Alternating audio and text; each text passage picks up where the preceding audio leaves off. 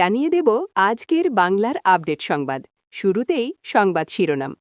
দিল্লি থেকে সরাসরি ভাষণ, ২৬ মার্চে কী বলবেন শেখ হাসিনা, থাকছে প্রতিবেদনে। রাজনীতিতে বড় চমক, নতুন নামে ফেরার প্রস্তুতি নিচ্ছে আওয়ামী লীগ, থাকছে প্রতিবেদনে। বিএনপি সরকারের ব্যর্থতা, আওয়ামী লীগের সহযোগিতা চাইছে তারেক রহমান, থাকছে প্রতিবেদনে। জুলাই সনদ ও গণভোট বাতিল, তারেক রহমানের ঘোষণা, থাকছে প্রতিবেদনে। রাষ্ট্রপতিকে নিয়ে জামায়াতের গোপন খেলা, ফাঁস করে দিলেন স্বরাষ্ট্রমন্ত্রী, থাকছে প্রতিবেদনে। হাসিনার দল আওয়ামী লীগকেই সুবিধা পাইয়ে দিলেন নাইদ ইসলাম, থাকছে প্রতিবেদনে। এতক্ষণ শুনতেছিলেন সংবাদ শিরোনাম, এখন বিস্তারিত। দিল্লি থেকে সরাসরি ভাষণ, ২৬ মার্চে কী বলবেন শেখ হাসিনা। মহান স্বাধীনতা দিবস বাংলাদেশ উপলক্ষে ২৬ মার্চ ভারতের রাজধানী দিল্লি থেকে সরাসরি ভাষণ দিতে পারেন আওয়ামী লীগ সভাপতি শেখ হাসিনা। এমন সম্ভাবনা ঘিরে দেশজুড়ে তৈরি হয়েছে ব্যাপক কৌতূহল। রাজনৈতিক মহল থেকে সাধারণ জনগণ সবাই এখন অপেক্ষা করছেন এই ভাষণে কী বার্তা আসতে পারে। দলীয় সূত্রগুলো বলছে, এবারের ভাষণটি হতে পারে অত্যন্ত তাৎপর্যপূর্ণ। দেশের বর্তমান রাজনৈতিক পরিস্থিতি, নির্বাচনকে ঘিরে বিতর্ক, অর্থনৈতিক চ্যালেঞ্জ এবং আন্তর্জাতিক সম্পর্ক সব মিলিয়ে একটি গুরুত্বপূর্ণ সময়ের মধ্যে এই ভাষণ আসছে। ফলে এতে থাকতে পারে স্পষ্ট রাজনৈতিক দিক নির্দেশনা এবং ভবিষ্যৎ কর্মপরিকল্পনার ইঙ্গিত। শেখ হাসিনার ঘনিষ্ঠ সূত্রগুলো ইঙ্গিত দিচ্ছে, ভাষণে স্বাধীনতার চেতনা, উন্নয়ন ধারাবাহিকতা এবং জাতীয় ঐক্যের ওপর জোর দেওয়া হতে পারে। পাশাপাশি বিরোধী রাজনৈতিক দলগুলোর সমালোচনার জবাব এবং সরকারের অবস্থানও তুলে ধরা হতে পারে।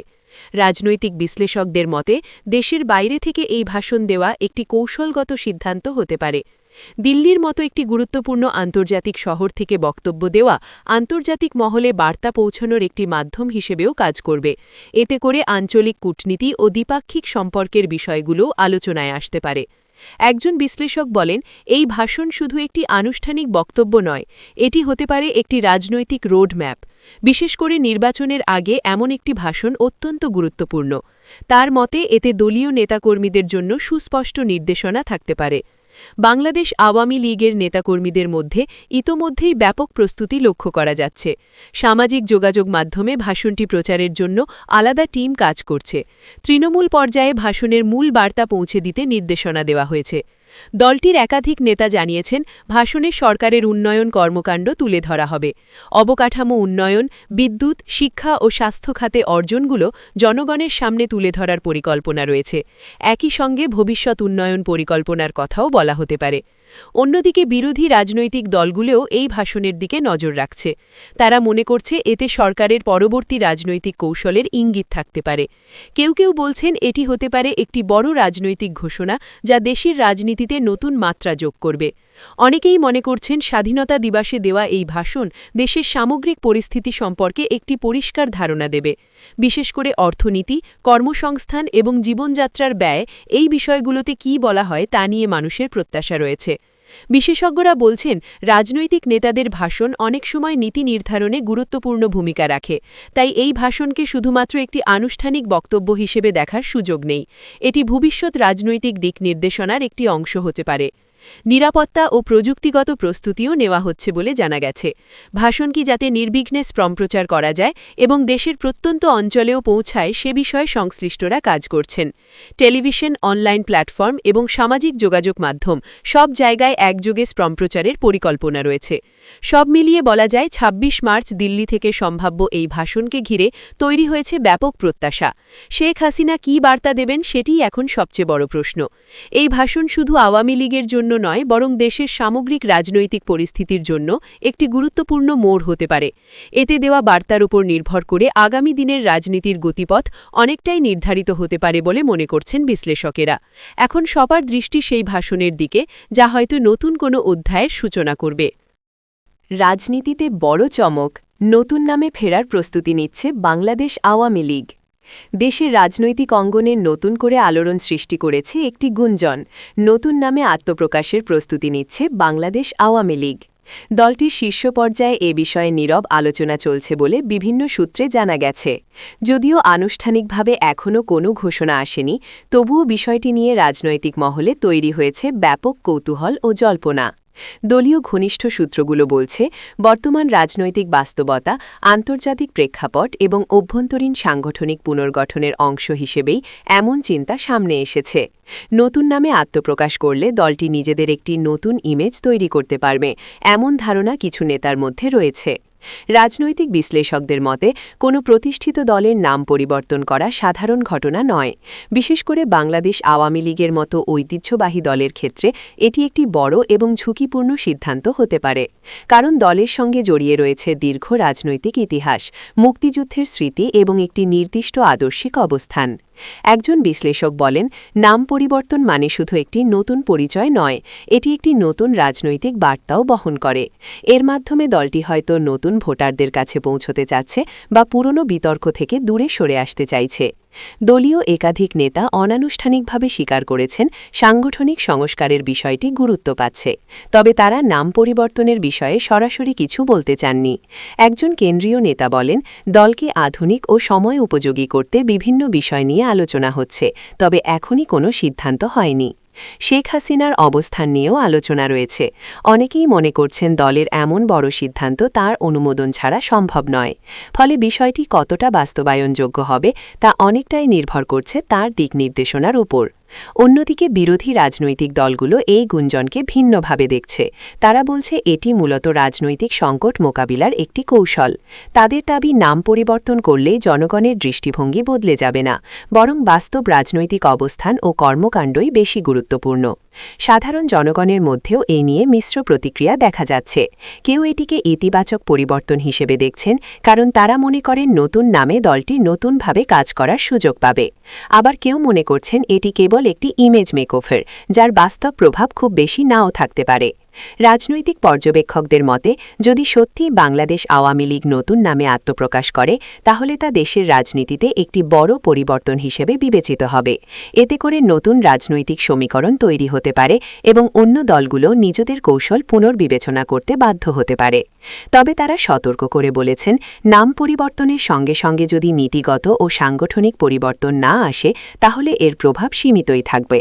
জনগণের আস্থা অর্জনের জন্য কার্যকর পদক্ষেপই সবচেয়ে গুরুত্বপূর্ণ। এদিকে দলীয় তৃণমূল পর্যায়ে এখনও এ বিষয়ে স্পষ্ট কোনো ধারণা নেই। অনেক নেতাকর্মী সামাজিক যোগাযোগ মাধ্যমে এ সংক্রান্ত খবর দেখে বিস্ময় প্রকাশ করেছেন।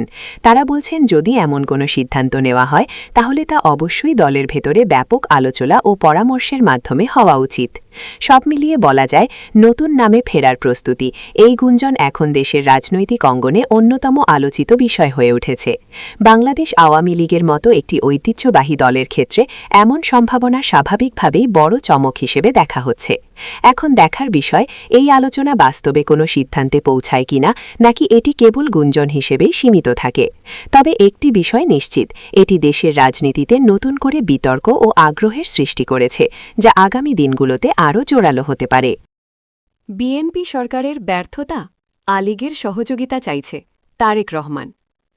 দেশের রাজনৈতিক অঙ্গনে নতুন করে বিতর্কের জন্ম দিয়েছে একটি আলোচিত বক্তব্য। বিএনপি সরকারের ব্যর্থতা কাটাতে আওয়ামী লীগের সহযোগিতা চাওয়া হয়েছে বলে মন্তব্য করেছেন তারেক রহমান। এই মন্তব্য ঘিরে রাজনীতিতে শুরু হয়েছে তীব্র আলোচনা, সমালোচনা এবং পাল্টাপাল্টি বক্তব্য। দলীয় সূত্রগুলো বলছে, সাম্প্রতিক এক ভার্চুয়াল বৈঠকে তারেক রহমান দেশের বর্তমান রাজনৈতিক ও প্রশাসনিক পরিস্থিতি নিয়ে কথা বলেন। সেখানে তিনি ইঙ্গিত দেন, জাতীয় স্বার্থের রাজনৈতিক দলগুলোর মধ্যে সমন্বয় ও সহযোগিতা প্রয়োজন। তবে তার বক্তব্যের একটি অংশ নিয়ে ভিন্ন ব্যাখ্যা তৈরি হয়েছে, যেখানে বলা হচ্ছে তিনি নাকি বাংলাদেশ আওয়ামী লীগের সহযোগিতা চেয়েছেন। এই বক্তব্য প্রকাশে আসার পরই রাজনৈতিক অঙ্গনে তৈরি হয় তুমুল বিতর্ক। অনেকেই এটিকে একটি অপ্রত্যাশিত মোড় হিসেবে দেখছেন, কারণ দীর্ঘদিন ধরে তীব্র বিরোধপূর্ণ সম্পর্ক থাকার দুই প্রধান দলের মধ্যে এমন ইঙ্গিত রাজনীতিতে নতুন সমীকরণের জন্ম দিতে পারে। রাজনৈতিক বিশ্লেষকদের মতে, তারেক রহমানের বক্তব্যকে সরাসরি সহযোগিতা চাওয়ার আহ্বান হিসেবে না দেখে একটি কৌশলগত বার্তা হিসেবেও দেখা যেতে পারে। তাদের মতে, এটি হতে পারে একটি ন্যাশনাল কনসেনসাস তৈরির আহ্বান, যেখানে বড় রাজনৈতিক দলগুলোকে একসঙ্গে কাজ করার কথা বলা হচ্ছে। একজন বিশ্লেষক বলেন, বাংলাদেশের রাজনীতিতে এমন বক্তব্য খুবই বিরল। এটি যদি সত্যি আন্তরিক আহ্বান হয় তাহলে তা রাজনৈতিক সংস্কৃতিতে একটি নতুন ধারা তৈরি করতে পারে, তবে এটি কৌশলগত হতে পারে। অন্যদিকে বাংলাদেশ আওয়ামী লীগের নেতারা এই বক্তব্যকে সতর্কতার সঙ্গে দেখছেন। তারা বলছেন, বিএনপি দীর্ঘদিন ধরে সরকারের সমালোচনা করে এসেছে, তাই হঠাৎ করে সহযোগিতার প্রসঙ্গ তোলার পেছনে অন্য কোনো উদ্দেশ্য থাকতে পারে। একজন আওয়ামী লীগ নেতা বলেন, সহযোগিতা চাইলে আগে তাদের অবস্থান পরিষ্কার করতে হবে। বিএনপির ভেতরেও এ নিয়ে ভিন্নমত দেখা যাচ্ছে। দলের একটি অংশ মনে করছে, জাতীয় স্বার্থে সমঝোতার রাজনীতি সময়ের দাবি। অন্য অংশ বলছে, এটি ভুল বার্তা দিতে পারে এবং দলের অবস্থান দুর্বল করতে পারে। ফলে বিষয়টি নিয়ে দলীয় পর্যায়ে আলোচনা চলছে। সাধারণ জনগণের মধ্যেও এ নিয়ে মিশ্র প্রতিক্রিয়া দেখা যাচ্ছে।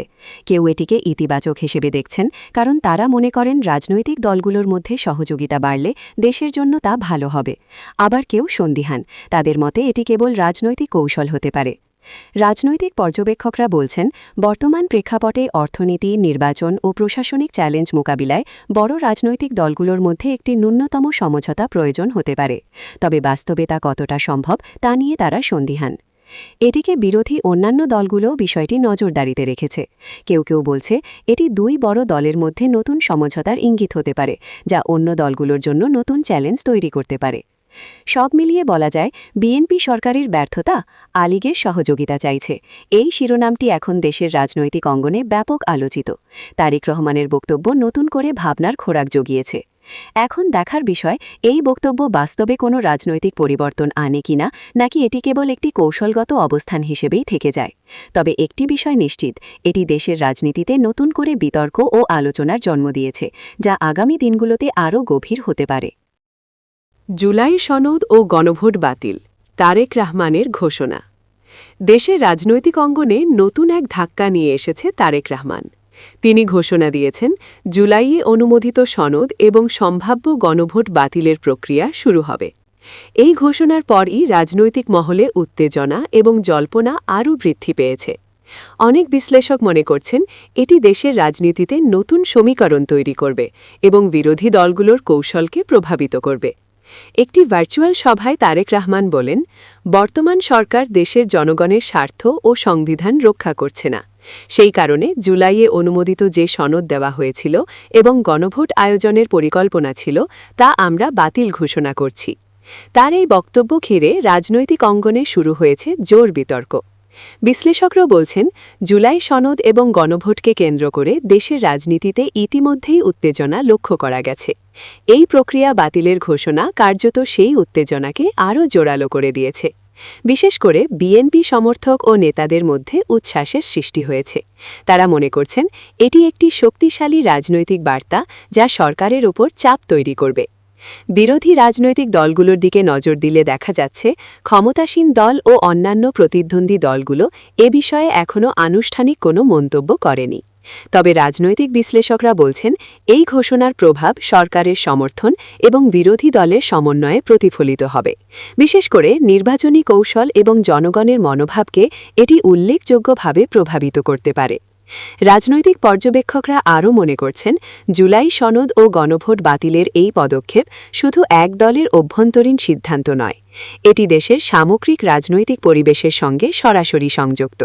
সরকারের কর্মকাণ্ড, নির্বাচনী প্রস্তুতি, বিরোধী দলের কৌশল সবকিছুই এখন এই সিদ্ধান্তের প্রেক্ষিতে পুনর্মূল্যায়নের মুখোমুখি। বিএনপি নেতারা বলছেন, এই সিদ্ধান্ত দেশের সংবিধান ও জনগণের অধিকার রক্ষার জন্য নেওয়া হয়েছে।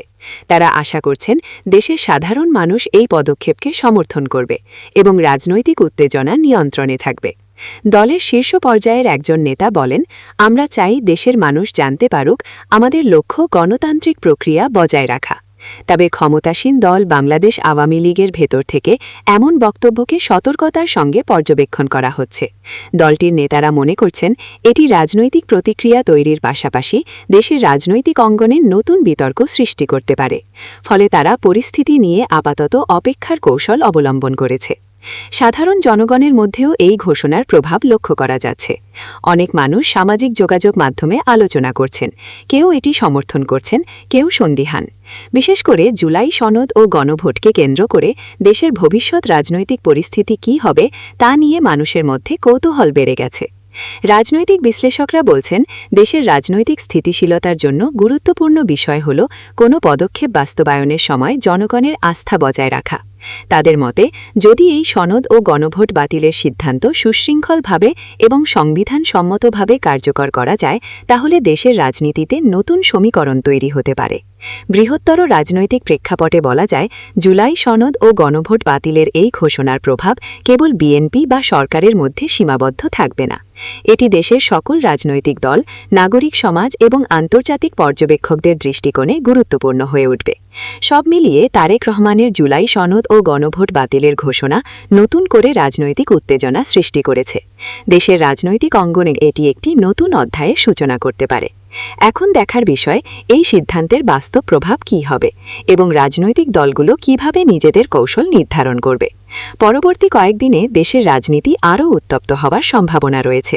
দলের মধ্যে সমর্থক ও নেতাদের প্রতিক্রিয়া, ক্ষমতাসীন দলের কৌশল এবং সাধারণ জনগণের প্রতিক্রিয়া, এই সব মিলিয়ে দেশের রাজনৈতিক দৃশ্যপটের ভবিষ্যৎ নির্ধারিত হবে। এভাবেই জুলাই সনদ ও গণভোট বাতিলের ঘোষণাটি দেশের রাজনীতিতে একটি উল্লেখযোগ্য মোড় হয়ে দাঁড়িয়েছে।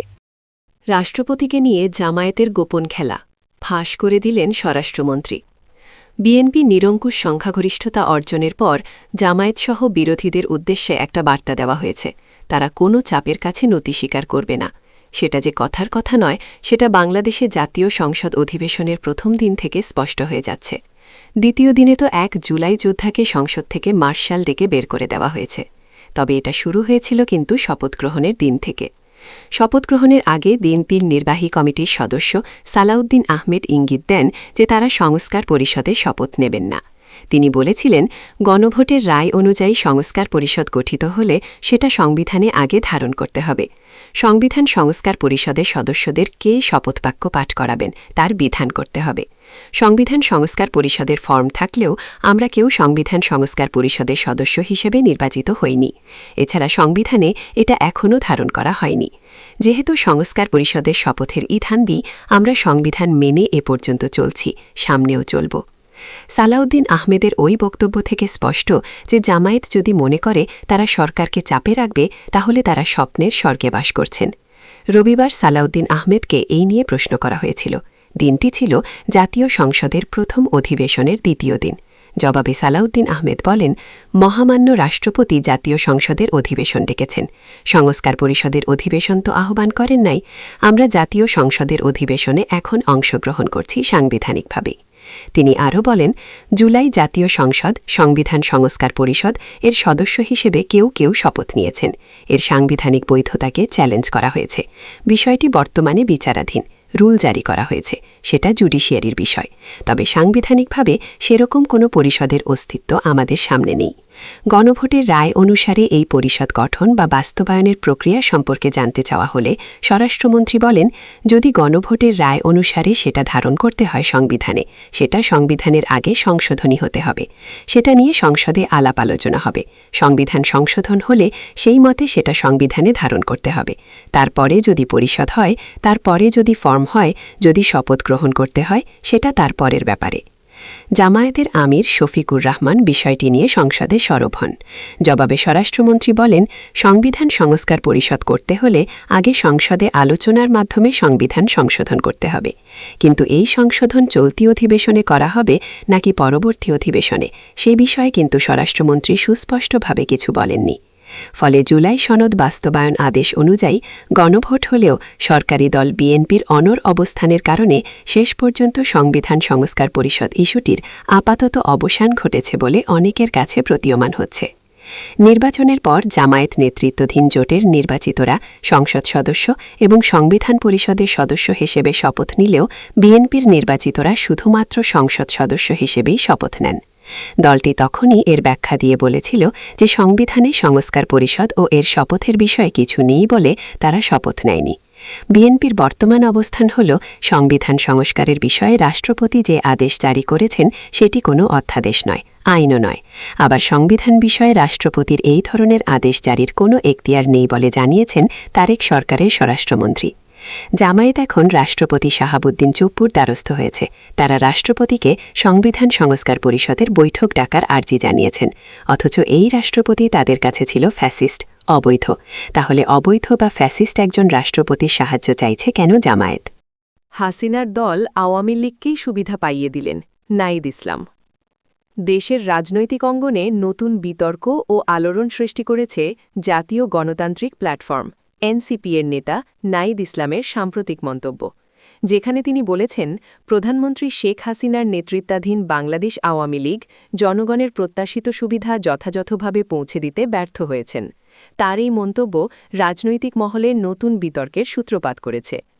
একটি সম্প্রচারিত টেলিভিশন সাক্ষাৎকারে নাঈদ ইসলাম বলেন, আওয়ামী লীগ দীর্ঘদিন ক্ষমতায় আছে। জনগণ আশা করেছিল তাদের জীবনে উল্লেখযোগ্য উন্নয়ন ও সুযোগ সুবিধা আসবে, কিন্তু বাস্তবতা দেখাচ্ছে অনেক ক্ষেত্রে তা হয়নি। ফলে বিএনপি, এনসিপি ও অন্যান্য রাজনৈতিক দলরা এই ফাঁকফোকর ব্যবহার করছে। রাজনৈতিক বিশ্লেষকদের মতে নাঈদ ইসলামের মন্তব্য কেবল সমালোচনা নয়, বরং একটি কৌশলগত বার্তা বহন করছে। তিনি ইঙ্গিত দিয়েছেন যে ক্ষমতাসীন দল যদি জনগণের প্রত্যাশা পূরণে ব্যর্থ হয়, তাহলে তৃতীয় রাজনৈতিক প্ল্যাটফর্মগুলোর জন্য নতুন সুযোগ তৈরি হবে। বিশেষ করে এনসিপি এই সুযোগকে রাজনৈতিকভাবে কাজে লাগানোর চেষ্টা করছে। নাঈদ ইসলাম আরও বলেছেন, যেসব প্রকল্প, যেসব সুযোগ সুবিধা জনগণ আশা করেছিল, শিক্ষা, স্বাস্থ্য, কৃষি, অবকাঠামো, দারিদ্র্য হ্রাসের প্রকল্প, এই সব ক্ষেত্রে সরকারের কার্যকারিতা সন্তোষজনক হয়নি। ফলে রাজনৈতিক ও সামাজিক অস্থিরতা বৃদ্ধি পেয়েছে। তার মতে এই ব্যর্থতা রাজনৈতিক প্রতিদ্বন্দ্বীদের জন্য সুযোগ তৈরি করছে। রাজনৈতিক পর্যবেক্ষকরা বলছেন, এই বক্তব্য কেবল সমালোচনা নয়, বরং তা একটি সতর্কবার্তা। সরকারের উচিত জনগণের প্রত্যাশা পূরণে কার্যকর পদক্ষেপ গ্রহণ করা। যদি তা না হয়, তাহলে রাজনৈতিক ক্ষতি ও জনমতের হ্রাস অস্বাভাবিক নয়। বিশেষ করে এনসিপি এই সুযোগকে জনগণের কাছে নিজেদের অবস্থান দৃঢ় করার ক্ষেত্রে কাজে লাগাতে চাইছে। এনসিপি নেতাদের বক্তব্য অনুযায়ী নাঈদ ইসলামের মন্তব্য দেশের জন্য রাজনৈতিক পুনর্মূল্যায়নের আহ্বান। এটি জনগণকে সচেতন করার পাশাপাশি রাজনৈতিক দলগুলোকে নিজেদের দায়িত্ব ও নীতি পুনর্বিবেচনার জন্য প্ররোচিত করছে। তাদের মতে ক্ষমতাসীন দল যদি কার্যকর নীতি গ্রহণ না করে, তাহলে রাজনৈতিক ও সামাজিক সমীকরণে বড় পরিবর্তন আসতে বাধ্য। বিরোধী রাজনৈতিক দলগুলো নাঈদ ইসলামের মন্তব্যকে গুরুত্ব সহকারে দেখছে। বিএনপি সমর্থকরা এটিকে আওয়ামী লীগের দুর্বলতা হিসেবে দেখছেন এবং রাজনৈতিক সমালোচনায় নতুন শক্তি পেয়েছে। অন্যদিকে বিএনপির ভেতরে কিছু নেতা মনে করছেন নাঈদ ইসলামের বক্তব্য এনসিপির রাজনৈতিক কৌশলের অংশ, যা দলের অবস্থানকে শক্তিশালী করতে সাহায্য করবে। সাধারণ জনগণের মধ্যেও নাঈদ ইসলামের মন্তব্যের প্রভাব লক্ষ্য করা যাচ্ছে। সামাজিক যোগাযোগ মাধ্যমে অনেকেই এই মন্তব্যকে সমর্থন জানাচ্ছেন। তারা মনে করছেন দেশের গুরুত্বপূর্ণ সেক্টরগুলোতে সুবিধা ও উন্নয়ন পৌঁছানো সরকারের দায়িত্ব এবং এই ক্ষেত্রে ব্যর্থতা রাজনৈতিক প্রতিদ্বন্দ্বীদের সুযোগ তৈরি করে। আওয়ামী লীগ এই মন্তব্যকে সতর্কতার সঙ্গে পর্যবেক্ষণ করছে।